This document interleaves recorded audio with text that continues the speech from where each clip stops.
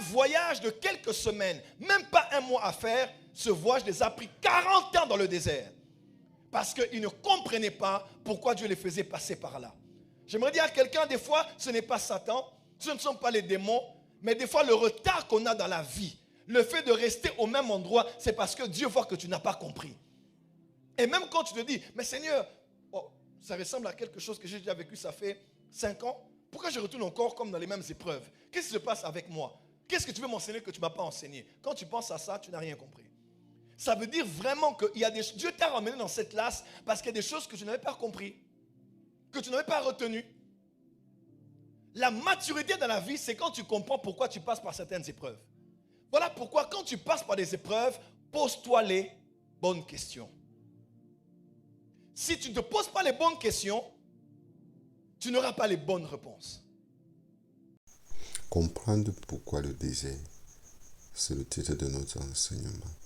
Dans cette vidéo, le prophète Joël Francis Tatou nous amène dans les profondeurs de la compréhension des phénomènes les plus marquants du désert. Le Seigneur veut que dans le désert, que tu apprennes beaucoup de choses, mais il peut les reprendre, il peut te ramener à une classe antérieure si tu n'arrives pas à cerner ce pourquoi le Seigneur t'a fait passer dans le désert. S'il te plaît, cette vidéo est très remplie de grâce. Abonne-toi, partage-la, like. Surtout, invite plusieurs maximum de regarder. Tu es béni.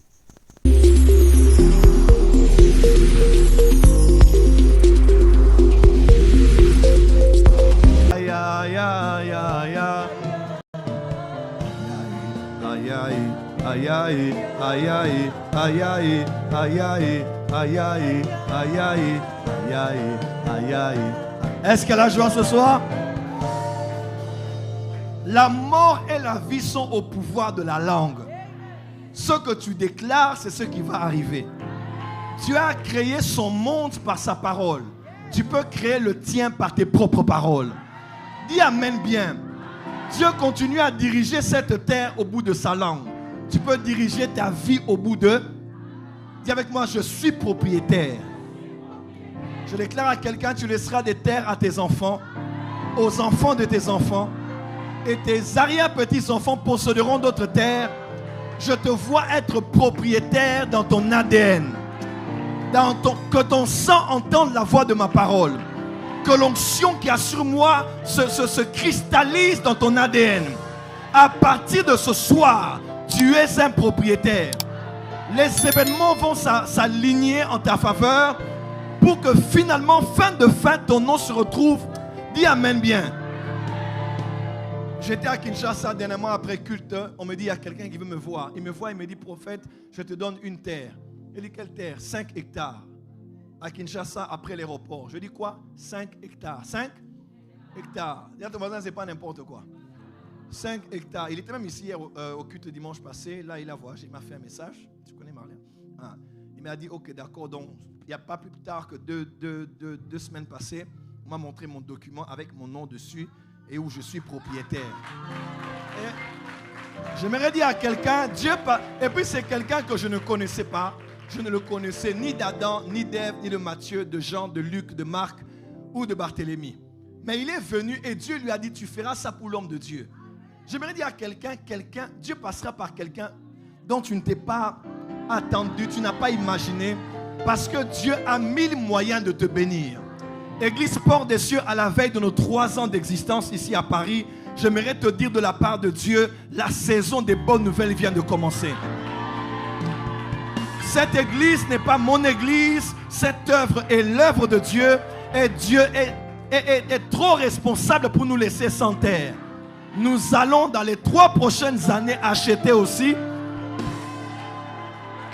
Nous allons posséder aussi, pas une terre, plusieurs terres, non seulement en France, mais en Europe. Si tu le crois, dis yes. Si tu le crois, dis yes. Ce qui est lié sur la terre est lié dans les cieux. Au nom de Christ Jésus, on acclame très fort. Lève la voix avec moi et les mains. Commence à demander à Dieu de te parler ce soir. Parle-moi, enseigne-moi, instruis-moi. Vas-y Saint-Esprit, parle-moi, instruis-moi ce soir. Illumine les yeux de mon cœur, transforme, change ma vie. Que plus rien ne soit comme avant. Visite-nous en ce jour. Élève la voix par le Seigneur. Par le Seigneur, par le Seigneur. Alléluia. Alléluia, alléluia. Alléluia, alléluia. Merci Seigneur.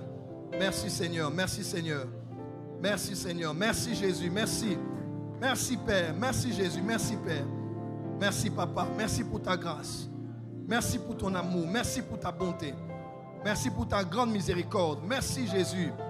Merci Seigneur, alléluia. Alléluia, merci Seigneur, merci Père, merci. Oh, merci Seigneur.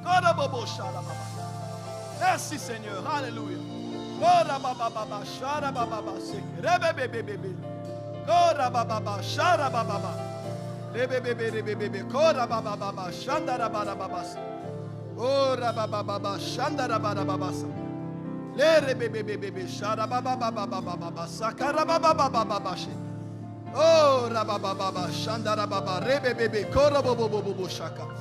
Alléluia, nous sommes là Seigneur, parle, visite-nous, instruis-nous au nom de Jésus-Christ.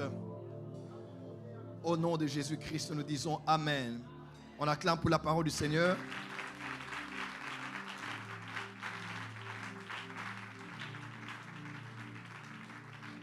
Alléluia. Alors, j'avais reçu ce soir de parler du thème connaître le Dieu de ses serviteurs, n'est-ce pas? Et je m'étais vraiment préparé à cela.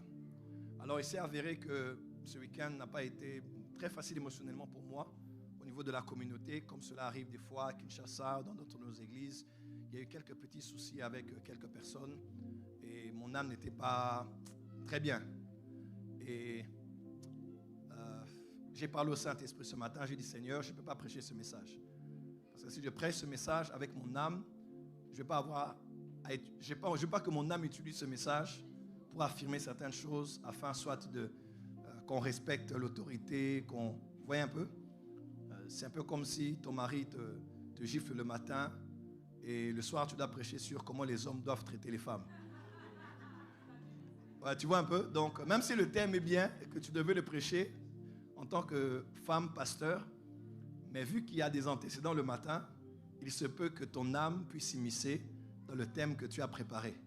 Alors j'ai dit à Dieu, je t'aime, je n'aime pas faire les choses dans la chair et ni utiliser la chair pour quelque part. Je ne vais pas laisser mon âme entrer parce que je suis un peu touché. Amen, amen. J'ai dit, Saint-Esprit, permets-moi de prêcher la suite du message du dimanche dernier. Et quand je négociais vers 13h, vers 11h, 12h, 13h, il m'a dit, d'accord, tu peux le faire. Donc je vais parler d'un autre thème qui pourra tous nous consoler. Dis à ton voisin, connaître Dieu par les épreuves. Est-ce que quelqu'un est prêt pour ce message? Balance ta main dans la présence de Dieu. Que Dieu soit glorifié. Alléluia. Connaître Dieu par les épreuves, deuxième partie. Je vous propose, je pense, 3 textes que nous allons tous lire ensemble ce soir. Un d'ailleurs que je n'ai pas exploité le dimanche dernier. Est-ce qu'on est prêt? On y va, c'est parti. Genèse 29, 16 à 31. Est-ce qu'on a notre micro dans la salle? Ok, d'accord. Vous pouvez prendre le micro, venir. Vous étiez en service aujourd'hui. Ok, vous allez faire la lecture pour nous.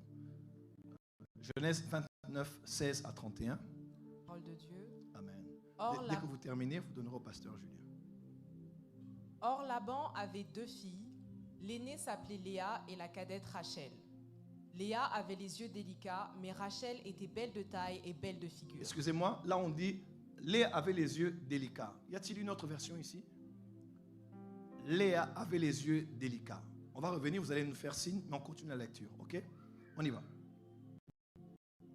Jacob aimait Rachel et il dit, « Je te servirai 7 ans pour Rachel, ta fille cadette. » Et Laban dit, « J'aime mieux te la donner à un autre homme. Reste chez moi. » Ainsi Jacob servit 7 années pour Rachel et elles furent à ses yeux comme quelques jours parce qu'il l'aimait. Parce qu'il l'aimait. Ensuite Jacob à Laban, « Donne-moi ma femme car mon temps est accompli et j'irai vers elle. » Laban réunit tous les gens du lieu et fit un festin. Le soir, il prit Léa, sa fille, et la mena vers Jacob qui s'approcha d'elle. Et Laban donna pour servante à Léa, sa fille, Zilpa, sa servante. Le lendemain matin, que c'était Jacob dit à Laban, « Qu'est-ce que tu m'as fait? N'est-ce pas pour Rachel que j'ai servi chez toi? Pourquoi m'as-tu trompé? » Laban dit, « Ce n'est point la coutume dans ce lieu de donner la cadette avant l'aînée. Achève la semaine avec celle-ci et nous te donnerons aussi l'autre pour le service que tu feras encore chez moi pendant 7 nouvelles années. Amen. Amen. Suivant. Suite du texte. Jacob. Jacob fit ainsi et il acheva la semaine avec Léa. Puis Laban lui donna pour femme Rachel, sa fille. Et Laban donna pour servante à Rachel sa fille Bila, sa servante. Jacob alla aussi vers Rachel, qui l'aimait plus que Léa, et il servit encore chez Laban pendant 7 nouvelles années. L'Éternel vit que Léa n'était pas aimée. L'Éternel vit que Léa n'était pas aimée.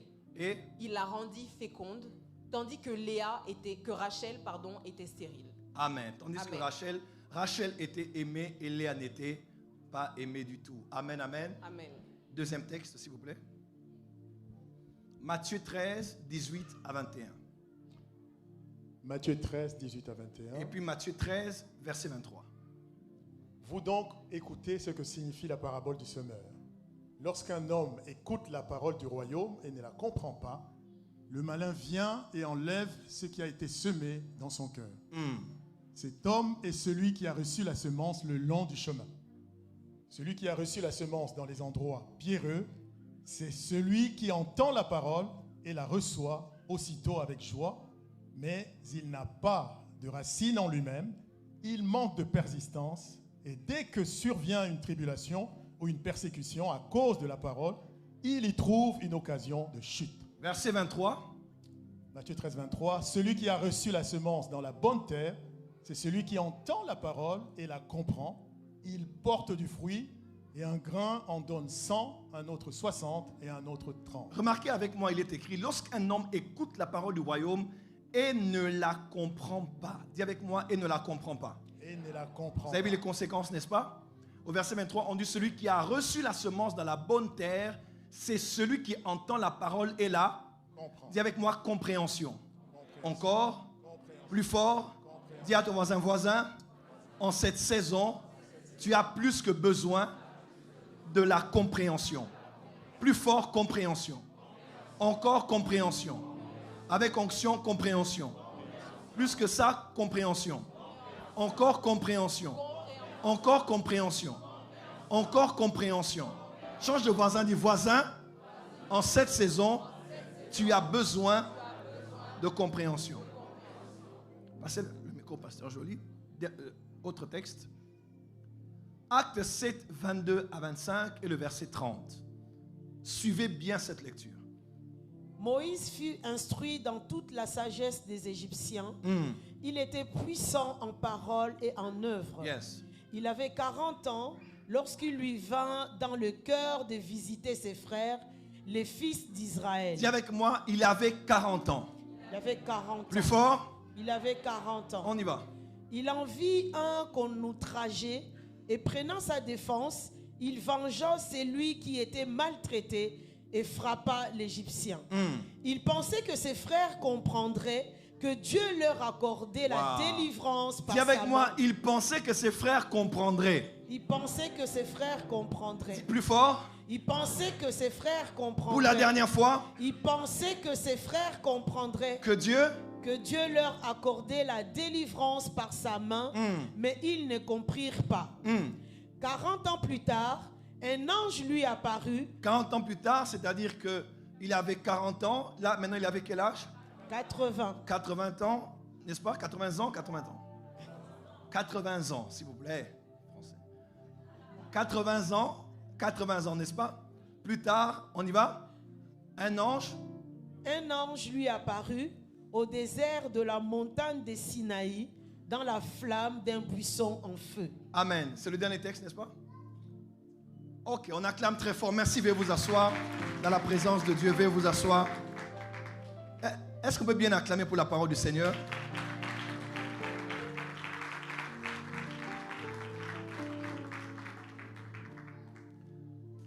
Amen.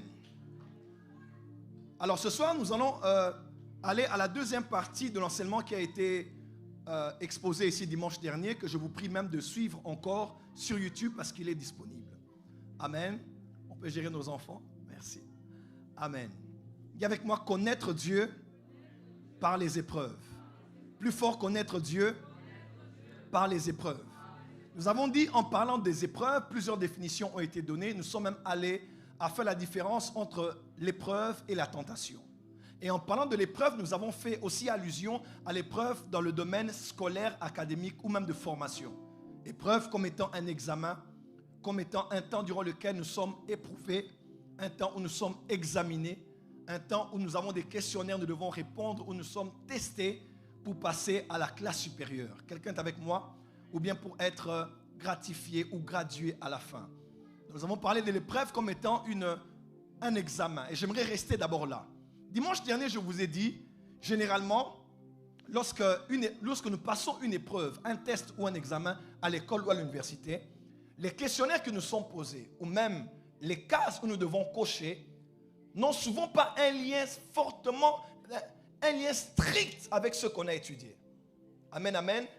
Mais très souvent, vous allez voir que le questionnaire révèle au fait le besoin que ceux qui l'ont conçu de pouvoir vérifier si nous avons compris ce qui a été enseigné.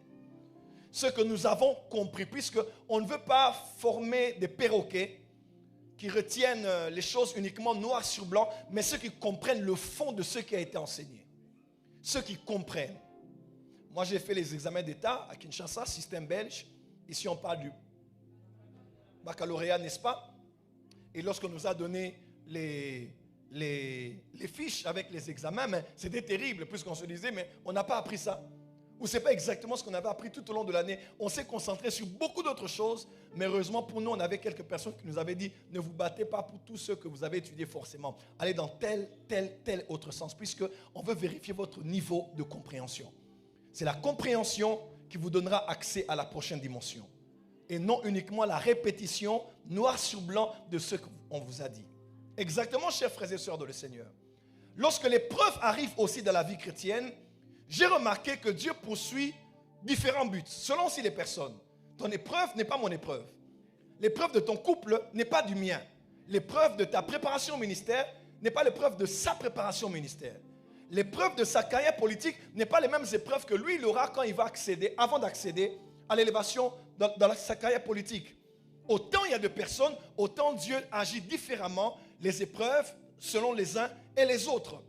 Mais une chose est comme dénominateur commun que j'ai retenu, comme un dénominateur commun que j'ai retenu de toute forme d'épreuve que Dieu fait passer ses enfants, quel que soit le lieu géographique où vous êtes, Dieu vérifie toujours pendant et après si on a compris ce qu'il a voulu nous enseigner.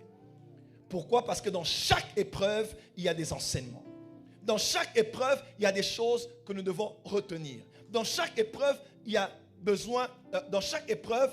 des choses que l'on doit avoir comme information, comme enseignement, comme connaissance ou même comme leçon.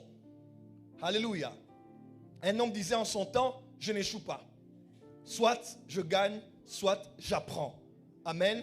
Parce que dans son approche de la vie, de l'échec et même de la réussite, il s'est dit, si je suis ici et que j'ai réussi, c'est une bonne chose. Mais si j'échoue, je n'ai pas vraiment échoué. J'ai au fait appris comment ne pas faire la prochaine fois. J'aimerais dire à quelqu'un, tu n'as pas échoué. Tu as seulement appris. Tu n'as pas échoué le premier mariage, tu as seulement appris. Tu n'as pas échoué dans le ministère, tu as seulement appris. Si et seulement si tu es capable, pendant l'épreuve ou en sortant de l'épreuve, de te poser les bonnes questions sur pourquoi Dieu a permis que cette chose arrive dans ta vie ou n'arrive pas. Regarde ton voisin, dis voisin, est-ce que tu as compris? Change de voisin, dis voisin, est-ce que tu as compris? Change de voisin, dis voisin, voisin, est-ce que tu as compris? Et j'aimerais le redire encore haut et fort ici. Une leçon apprise avec Dieu qui n'est pas comprise sera reprise. Une leçon avec Dieu qui n'est pas comprise sera reprise. Je le dis encore haut et fort. Une leçon apprise avec Dieu qui n'est pas comprise sera reprise. Pourquoi certains traînent pendant 10 ans dans la même épreuve? Laissez-moi vous dire, ce n'est pas toujours lié aux hôtels. Ce n'est pas toujours lié aux démons puissants de votre famille. Ce n'est pas toujours lié à des liens et des chaînes qui vous lient jusqu'à ce jour. Généralement, nous passons beaucoup plus de temps que prévu dans les épreuves parce qu'on n'a pas encore compris ce que Dieu voulait nous enseigner. Voilà pourquoi Dieu fait en sorte qu'on reprenne la même classe. Un voyage de quelques semaines, même pas un mois à faire, ce voyage les a pris 40 ans dans le désert. Parce qu'ils ne comprenaient pas pourquoi Dieu les faisait passer par là. J'aimerais dire à quelqu'un, des fois, ce n'est pas Satan, ce ne sont pas les démons, mais des fois le retard qu'on a dans la vie, le fait de rester au même endroit, c'est parce que Dieu voit que tu n'as pas compris. Et même quand tu te dis, mais Seigneur, oh, ça ressemble à quelque chose que j'ai déjà vécu, ça fait 5 ans, pourquoi je retourne encore comme dans les mêmes épreuves? Qu'est-ce qui se passe avec moi? Qu'est-ce que tu veux m'enseigner que tu ne m'as pas enseigné? Quand tu penses à ça, tu n'as rien compris. Ça veut dire vraiment que Dieu t'a ramené dans cette classe parce qu'il y a des choses que tu n'avais pas compris, que tu n'avais pas retenues. La maturité dans la vie, c'est quand tu comprends pourquoi tu passes par certaines épreuves. Voilà pourquoi quand tu passes par des épreuves, pose-toi les bonnes questions. Si tu ne te poses pas les bonnes questions, tu n'auras pas les bonnes réponses. Cet homme m'a quitté. Avant de dire, les hommes sont mauvais, les hommes sont méchants, les hommes sont déloyaux, les hommes sont des cochons, les hommes sont... Tout ce que tu veux dire là, elle me pose la question, qu'est-ce que je n'ai pas compris dans cette relation? Quelle a été ma part de responsabilité dans cette affaire? Parce que si tes questions sont, qu'est-ce que je l'ai fait? Pourquoi on ne m'aime pas? Pourquoi il est venu dans ma vie comme le précédent pour me faire du mal? Tu vas aller chercher les prophètes partout pour avoir des réponses. Et pourtant, le problème, c'est de se poser des bonnes questions. Une bonne question peut donner une ouverture à une lumière. Ah, c'était juste ça. Et les choses commencent à changer. Dis avec moi compréhension. Est-ce que je peux avancer? Si je peux avancer, dis amen bien. Proverbe 4, verset 7 dit ceci. Je le lisais tout à l'heure à l'église. Anglais. On dit, wisdom is the principal thing, therefore get wisdom, and with all thy getting, get understanding. Ça veut dire, voici le commencement, ça veut dire, la sagesse est la principale, la chose principale. Et acquiert la sagesse. Et avec tout ce que tu as, acquiert la compréhension. La compréhension. J'aime ce qu'on explique en anglais. Bon, c'est encore vous.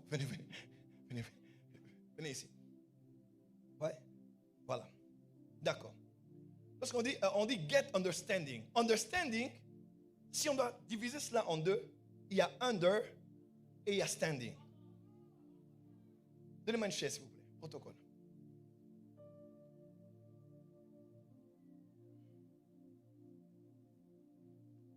Dis avec moi understanding. Bah, on te disait d'apprendre l'anglais depuis, tu ne comprenais pas. Dis à ton voisin, on t'avait dit d'apprendre l'anglais. Dis avec moi understanding. Standing. Standing. Standing, c'est quoi? C'est se tenir. Hein? Standing. OK? Standing. Standing. Standing under. Standing under. Se tenir sous. Si tu understands une parole, tu permets à la parole d'avoir l'autorité sur toi. Parce que tu te stand under la parole. Rien n'aura de l'influence sur toi tant que tu n'es pas stand under. Asseyez-vous s'il vous plaît. Imaginez que ça, c'est le plafond, n'est-ce pas? Il est stand under, n'est-ce pas? C'est-à-dire, il se tient sous le plafond. Et vous savez avec moi, ce qui y a au-dessus a de l'influence sur ce qui y a en dessous. Celui qui entend la parole du royaume et ne la comprend pas, il est semblable à la terre où on voit un oiseau du ciel qui vient, qui prend la semence et qui s'en va avec. Parce qu'il a entendu la parole. Il est écrit, le semeur sortit pour s'aimer. Il a la semence, le semeur a la semence, il marche, il regarde et puis il jette. Il a fait sa part. Il est sorti, il a marché, il a ouvert la main, il a jeté la semence. Mais celui et la semence a été ravie parce qu'elle n'a pas pu s'enfoncer sous terre. Jésus dit, c'est celui qui entend la parole mais qui ne la comprend pas. Qu'est-ce qu'on fait? On vient, on fait quoi? On vient et on vole la parole. À la fin, Jésus dit, mais celui qui est la bonne terre dans laquelle on a semé et qui peut produire encore et encore, c'est celui qui est la terre, c'est celui qui a entendu la parole et qui a compris la parole. Ça, j'aime. Il a vraiment compris la parole. Écoute-moi très bien. tout ce que tu ne comprends pas te sera ravi. J'ai appris ça avec Dieu. Tout ce que Dieu te donne et que tu ne comprends pas pourquoi il te l'a donné, ou tu ne comprends pas la valeur de ce qu'il t'a donné, te sera ravi. Parce que quand le but d'une chose n'est pas connu, quand le but d'une chose n'est pas défini, l'abus est inévitable. C'est comme ça que les hommes aujourd'hui qui pleurent en voyant comment la femme avec qui il était est devenue meilleure là-bas. Ils commencent à pleurer parce qu'ils ne réalisaient pas qu'il avait une perle entre les mains. Parce qu'il n'a pas compris ce qu'il avait entre les mains. J'ai compris dans la vie, quand tu passes par des épreuves et qu'une perte arrive, pose-toi des questions. Il y a un voleur qui vole, oui. Il y a celui qui déborde, qui dérobe, qui existe, oui. Mais des fois, nous perdons par notre propre faute. Parce qu'on n'a pas compris, on n'a pas discerné pourquoi on avait eu ce qu'on avait eu. Pourquoi on avait été exposé à la grâce à laquelle on était exposé. Ce que tu ne comprends pas te sera dérobé. Ce que tu ne comprends pas te sera pris. Et le voleur vient, il vole, pourquoi? Parce que la personne n'a pas compris. Regarde ton voisin et dis, est-ce que tu comprends pourquoi je suis près de toi? Dis à ton voisin, est-ce que tu comprends qui je suis? C'est la vérité. C'est la vérité. Voilà pourquoi, quand Dieu t'approche des gens, quand Dieu te connecte à des gens, tu dois comprendre pourquoi ils sont là.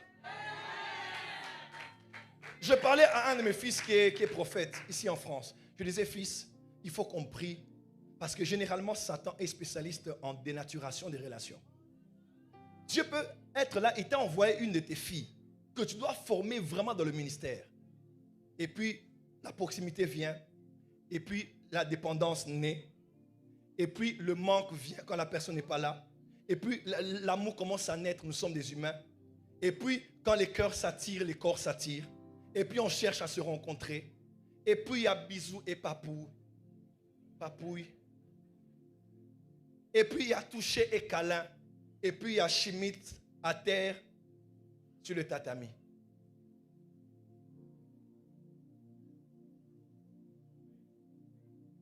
Et après, on ne sait plus, on gère la relation comment. Et puis tu réalises que la personne à Dieu te l'avait vraiment donné.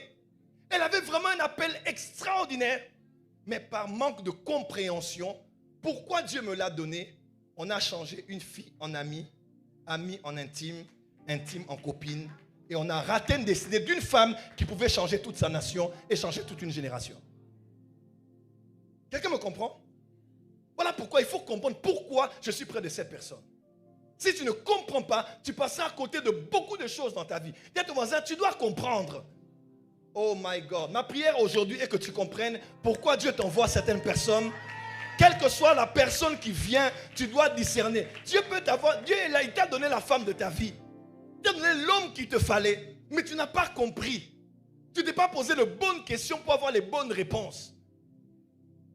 Est-ce qu'on peut avancer ici? Quelqu'un peut dire avance, prophète? La Bible déclare, il avait 40 ans, pasteur Joly. 40 ans.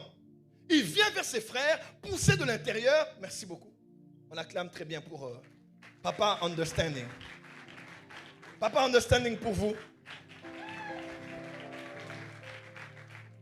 Vous voyez un peu dans les Écritures, on dit, il avait 40 ans, poussé de l'intérieur, inspiré d'aller voir ses frères, inclinaison, compassion, besoin d'aider ses frères. Il va, et puis il fait quelque chose, il dit, mais ces frères, je suis dans le luxe, mais ces gens doivent être délivrés, ce sont mes frères, parce qu'il savait. Il savait. Et il vient, et il tue un Égyptien, et tout ceci se passe, et il pensait que ses frères allaient comprendre que Dieu l'avait envoyé pour les délivrer. Il avait 40 ans. Mais aucun de ses frères n'avait compris. Quand il a fui l'Égypte, il est devenu exilé, il avait un seul souci. Ah, ces hommes n'ont pas compris que j'étais envoyé par Dieu pour les délivrer. À tel point que Étienne, c'est ça, dans Acte 7, plusieurs milliers d'années plus tard, dans Acte 7, on en parle. Et celui qui écrit, il dit que Moïse pensait que ses frères allaient comprendre. C'était connu de tous les Juifs que Moïse avait souffert d'une chose. Pendant 40 ans, les frères n'ont pas compris qu'il était l'homme que Dieu avait envoyé pour les délivrer en ce moment-là. 40 ans plus tard, Dieu lui apparaît dans le buisson ardent. Quelqu'un me suit? Il avait quel âge? 80 ans.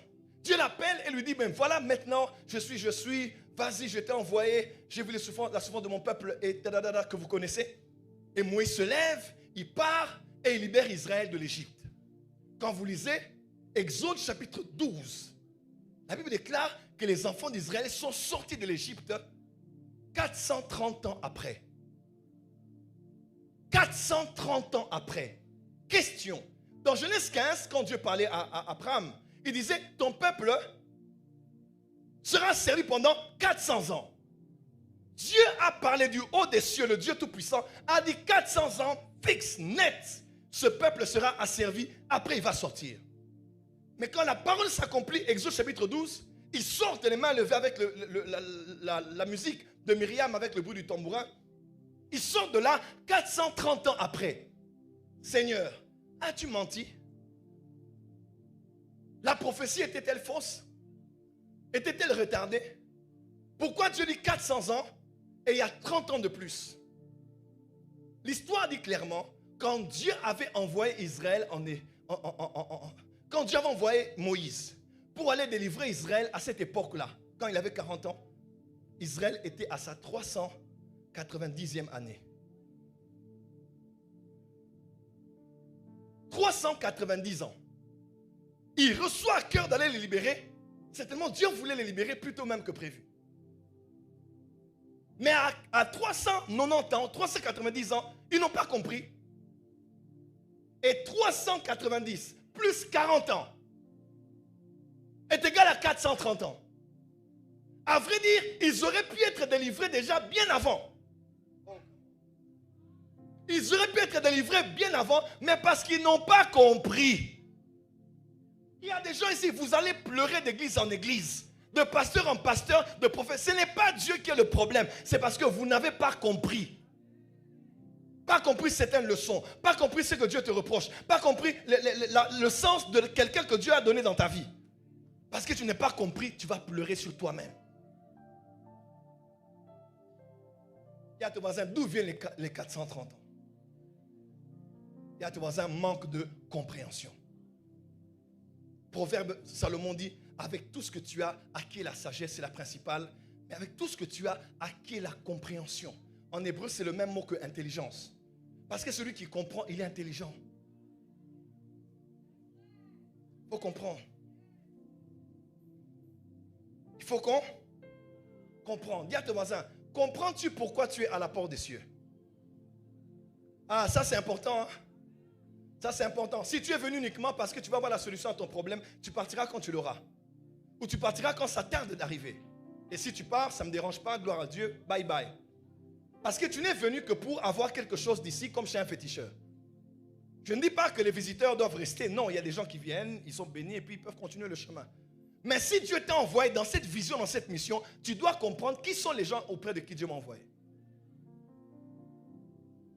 Quand tu ne comprends plus pourquoi cet homme qui te parle, cet homme est près de toi, cet homme te parle, cet homme te salue, tu vas passer à côté de la grâce. 3 hommes passés devant Abraham, devant les chaînes de Mamré. Il passe, Abraham dit, hey, stop. Il dit, hey, stop. Pourquoi? Il avait compris. Il dit, ce ne sont pas des visiteurs anodins. C'est Dieu qui est en train de me visiter. Le prophétique, c'est aussi l'art de comprendre les temps et les lieux du rendez-vous divin. Seigneur, aide-moi par ta grâce à ne pas être un insensé, au point de ne pas comprendre ce que tu me donnes. Quand les épreuves sont là, crois-moi, quand les épreuves sont là, tu dois comprendre les personnes que Dieu t'envoie pour t'aider. Les personnes que le diable envoie pour te détruire. C'est quand Satan veut agir, il agit par les hommes. Quand Dieu veut agir, il le fait aussi par les hommes. Il y a ton voisin, avec tout ce que tu as, acquiert la compréhension. Des fois, ce n'est pas toujours, donnez-moi une prophétie.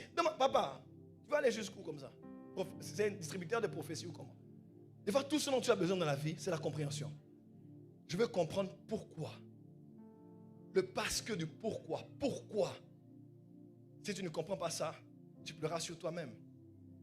Et moi, j'ai pleuré plusieurs années parce qu'il y a des choses que je n'avais pas compris du tout. Il y a ton voisin, compréhension. Non, touche 2-3 voisins, dis voisin.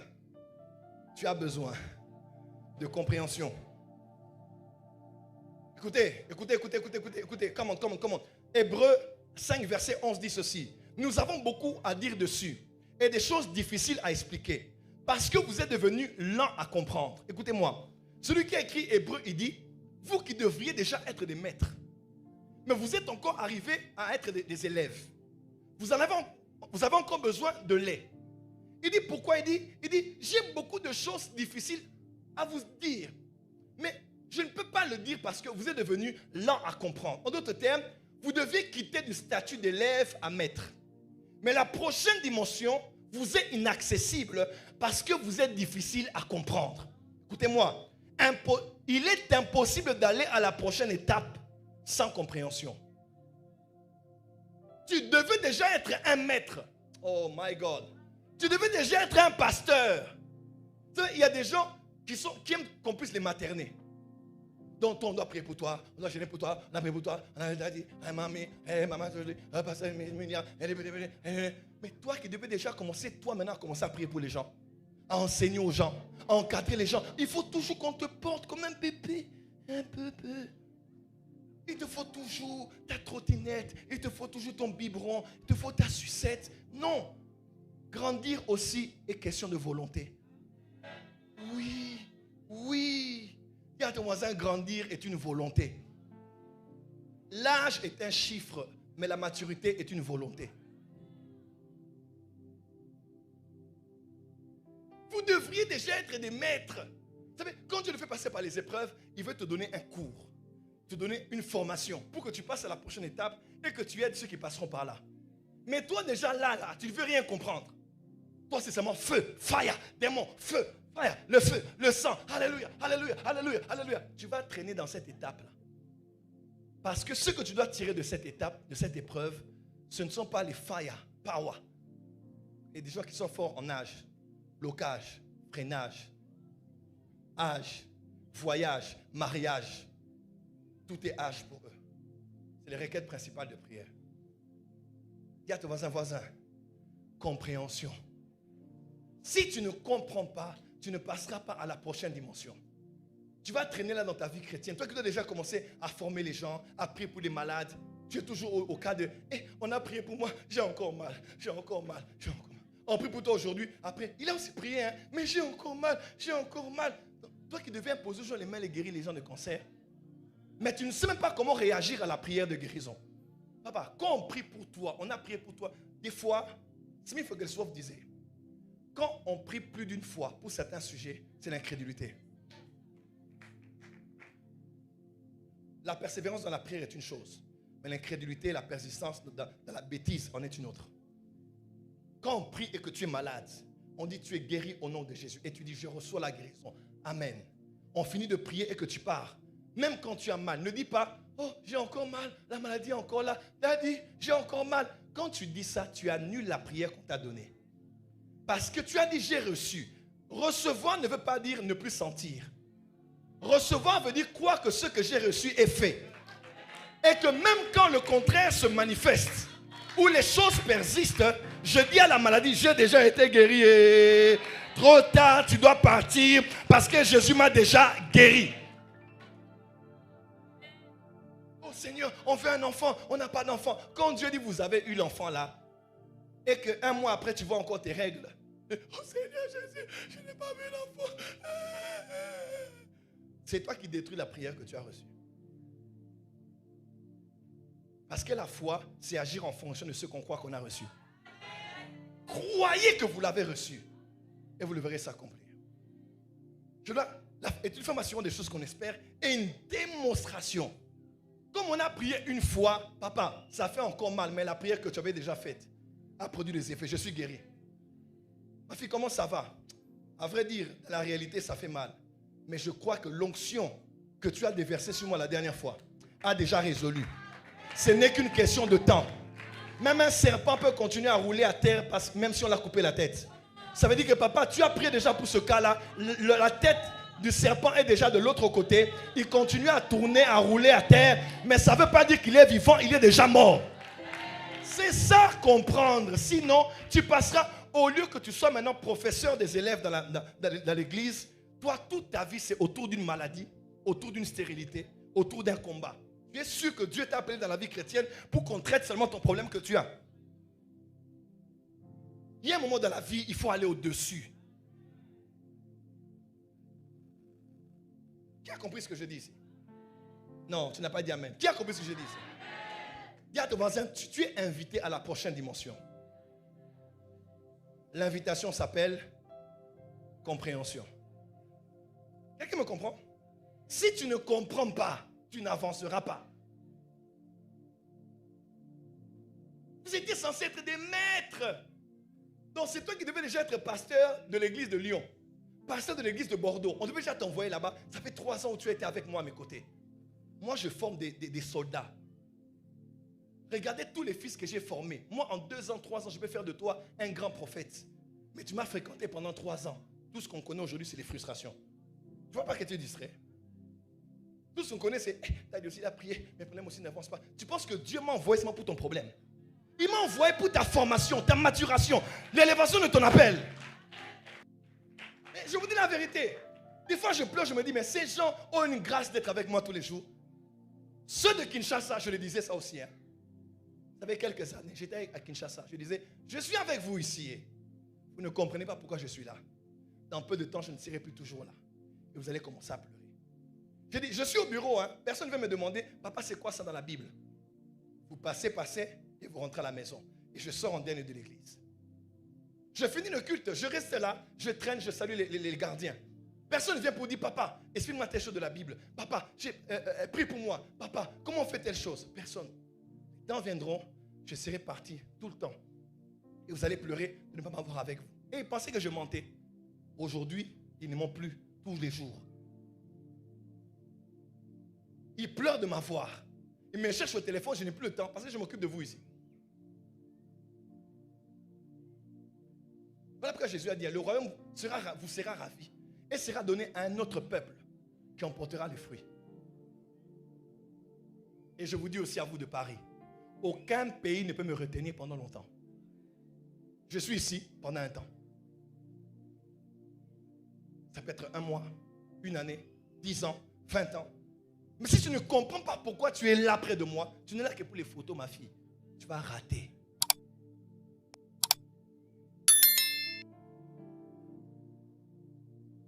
Un jour, une prophétesse m'a dit, 15 ans passés, elle m'a dit, quand Dieu t'enverra dans les nations, si une nation commence à s'habituer à toi, Dieu te ravira de ces lieux et t'enverra ailleurs.